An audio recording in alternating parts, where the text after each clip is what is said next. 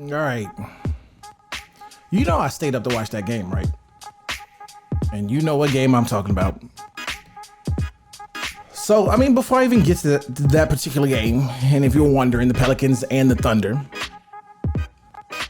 I watched Chicago and the Raptors first. And what did I tell you? I told you that my brain was telling me that because it was in Toronto, that the Raptors had a better chance of winning. But then I said to myself, and I felt it in my gut, and you know when that gut hits, you just got to listen to it. And my gut said the Bulls were going to pull it out. So I'm watching the game, and in the game, the Raptors were handling business. So I thought to myself, well, maybe my gut was wrong. I think the largest lead of the game, the Raptors had the Bulls beat by like 17, 19 points. And I was like, well, I was wrong, and the Bulls are going to lose. But then, and I don't care what y'all say, man. There's always trash talk about Pat Beverly. But Pat Beverly, Alex Caruso on defense, with Zach LaVine on offense, because DeRozan was off in the third quarter. And I thought to myself, man, look at these Bulls, man. They're making a comeback. They're being feisty. You got Williams. I mean, he has some electric dunks in the third. And I'm thinking to myself, well, look at this comeback. And sure enough, the Bulls, and I don't know, man. I don't know if you're trying to manage time. I know you're trying to manage timeouts in the NBA and it's playoffs, and you got to do what you got to do what you got to do. But Nick Nurse, you see that you had a 19-point lead. Now and you know, back in the day, I want to say like back in the 90s, right? Back in the 90s and 2000s, if you had a 20-point lead, the game was over. I remember watching games with Shaq playing with the Orlando Magic, him and Penny. If they were up 20, if the San Antonio Spurs back in the day were up 20, game was over. You could stop watching it. There's no comeback. In today's league, if you are up 20 and you got 10 minutes to go in the fourth, that's a high probable chance that you're going to make a comeback and win. It's wild. Mainly because of the era we live in, where so many three balls are shot so consistently. So the Bulls, Zach LaVine starts to pull it together on offense, and they pull it off. So shout out to the Bulls. They're going to be playing the Miami Heat in Miami for that 8th seed in the East. That's going to be a close one to call. That's going to be another good game. My gut, for whatever reason, is telling me the Bulls. But Jimmy Butler's that dude, man. I don't know if I can bet against Jimmy Butler. I don't know. Bulls, Heat, who you got? My gut tells me, again, the Bulls. I don't know why it's telling me the Bulls. I feel like, again, Patrick Beverly is a difference maker on defense. And he's hitting a couple threes consistently now in Chicago. I don't know what's going on, but he's putting up a couple threes and hitting them. So I don't know. And I'm not talking like Patrick Beverly is the X factor, but he gives them that spark. When they seem down, like they did in last night's game, he had that energy to say, let's get it going. That's that veteran. That's that dog in him. Again, he's not the best player on the court, but he gets people to rally. That's what he does. Now, let's move on to the game that I really don't want to talk about, that I stayed up, staying up because I know I got to go to work in the morning. So I'm like, you know what? Let's watch this game, right? The Pelicans and the Thunder in New Orleans. And you can tell very bad that the crowd wanted to get behind the team. But in the third quarter, after they made a nice comeback, because for whatever reason, okay, so here's my game plan, right? If I'm playing the OKC and they're the second youngest team in the league, I'm going to lean on my experience. But not only that, I'm just going to figure some things out, right? So therefore, one of two things is going to happen. I'm going to try to lock down SGA, Shai Gilgeous-Alexander. I'm either try to get him locked down as much and let everybody else do their thing, or I'm going to try to lock everybody else up and let SGA eat. The hardest thing probably to do is lock SGA up, so lock everybody else up. That was the problem. Lu Dort scored 27 points. Why is Lu Dort scoring 27 points, Pelicans? At what point do you let Lu Dort score 27? Josh Giddey had 31 points, 10 assists. He was one rebound away from a triple-double. Josh Giddey.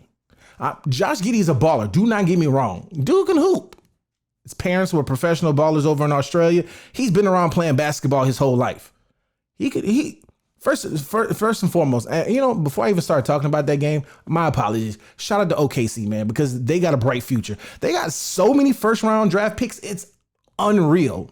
And they are trending in the right direction. Because in the beginning of the season, nobody had OKC making it into the playoffs. I don't care who you are, stop lying to yourself. Even OKC fans probably, their heart said we're going to make the playoffs, but their mind was like, yeah, we're not doing that. And here we are talking about OKC, one game away from making it into the playoffs. And we're going to talk about their matchup with Minnesota coming up. But again, you got Shai Gilgeous-Alexander. He put up 32 points, 3 assists, and 5 rebounds. Again, the difference maker was Giddey. 31 points, 10 assists, 9 rebounds. And Lou Dort putting in 27. So then we look at the Pelicans. Trey Murphy, who's been outstanding this year, he had 21 points. Brandon Ingram, 30. Jonas Valanciunas had 18 rebounds and 16 points. CJ McCollum, even though he had 14, it wasn't a good 14. And then you had Herb Jones with 20. What is the problem? What is the problem here with the Pelicans? Is it coaching? Is it? And yes, the easy thing to say is Zion is the problem because with him not being on the court, if Zion's on the court, the Pelicans win the game. I think everyone can agree to that. I'm not saying that's 100% true, but if Zion's on the court, it's a different maker. That's another 20 to 30 points possibly that you get. Matter of fact, if Zion's healthy, you're not even in the play-in tournament. Chances are most likely you are in the playoffs. So what do we do? Do we need to fire the training staff? All of them? Like does Zion need to fire his training staff? Does everyone need to fire their training staffs and start over? Because something is not right here. And unfortunately, they overachieved last year after starting 2-16 or something crazy like that and made the playoffs. And now you remember that Zion 360 dunk?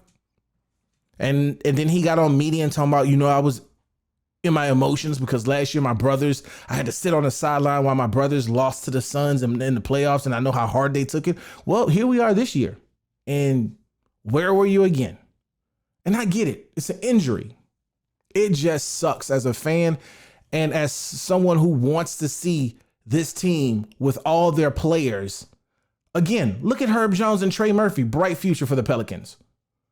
And also, too, I blame Willie Green. As much as I love him as a coach, as much as I love Willie Green as the coach, his adjustments to the game and understanding it need to be a little bit better. You cannot allow your team in the third quarter to just casually play basketball. And that's what they did. They casually played basketball like it wasn't an elimination game. OKC understood that it was an elimination game. They played hard all 4 quarters. But for whatever reason, the Pelicans came out in the third quarter all lackadaisical. And you could hear it in the comments, Willie Green's, we came out casual. Come on, coach. So then you try to turn it on in the fourth. And it's like the story of the tortoise and the hare. Now you're trying to put in time to catch up, but the tortoise is about to cross the finish line. So shout out to OKC, man. That's enough about that. I don't even know where to go with the Pelicans. And I don't even want to talk about next year because then I'm going to get my hopes up and then injuries might happen again. So looking ahead, I already mentioned you got the Bulls and the Heat. That's going to be happening tomorrow at 7 p.m. Then you got the Thunder and the Timberwolves. Who do you have in that game? Thunder and the Timberwolves at 9:30 tomorrow.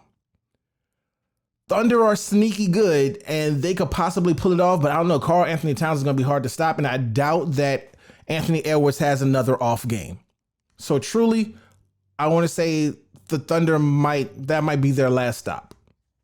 The Timberwolves might step it up at home and get the job done. Then let's look at Saturday. It's going to be game 1 of the playoffs. So you got the Nets taking on the Sixers.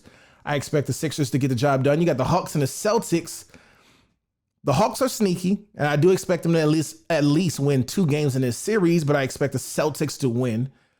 What I do want to watch at 6 p.m., the Knicks and the Cavs. The Knicks are going to be in Cleveland. Can the Knicks steal one? They might, but I got the Cavs in the first game. And then also the Warriors in Sacktown. I know Sacramento going to be crazy.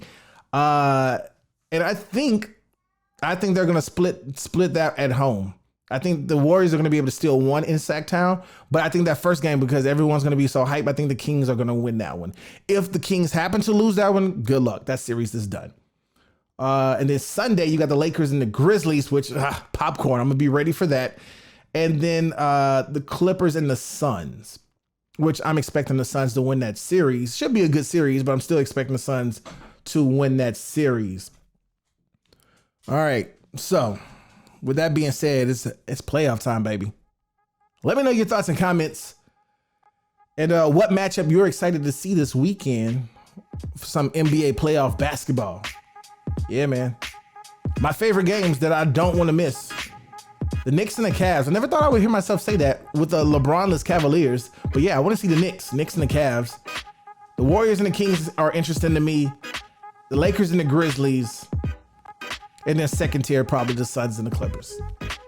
But you know what? Shout out to them Hawks for making the playoffs too. You know, again, I live in Atlanta, so you know, Trae Young, do your thing. You got an uphill battle going against them Boston Celtics. Jason Tatum gonna be ready, because I got them going to the finals again this year.